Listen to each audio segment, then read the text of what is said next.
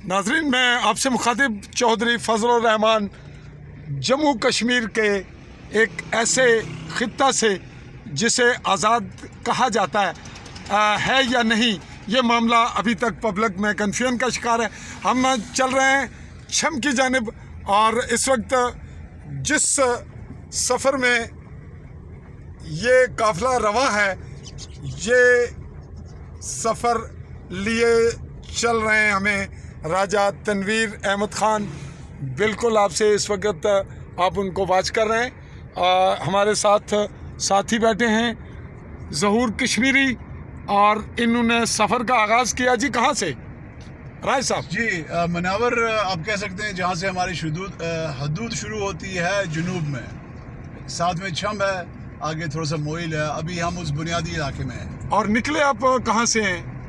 आगाज़ कहाँ से किया आज जो है ना, बेसिकली हम एक 93 साल के बुजुर्ग जब्बार भट्ट साहब को लेके आए थे इफ्तिताह के लिए, जो कल सुबह हमने किया वही मनावर में, और फिर कल शाम को हम चले गए थे वापस उनको छोड़ने के लिए वादे के मुताबिक, क्योंकि 93 साल के बंदे को मुस्तकिल सफ़र में रखना, वो जो हमने रखा, उनको बड़ी हिम्मत है उनकी और बड़ा इंस्पिरेशन हमें मिला उनसे। तो वो तो फिर तारीखी शख्सियत हुए, जिंदा किरदार शख्सियत हमारे जम्मू कश्मीर की। जी। तो उनको आपने मीरपुर ड्रॉप किया?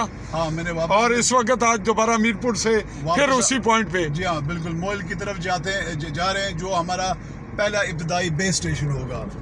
ये जितने भी शहर हैं छोटे मोटे, जी जी, वो हमारे बेस स्टेशन होंगे। तो जुनूब से शुमाल की तरफ आ रहे हैं। फ़र्ज़ करें कि पहला हमारा बेस स्टेशन मोइल है, दूसरा बेस स्टेशन होगा कोट जमल। कोट जमल, जी हाँ।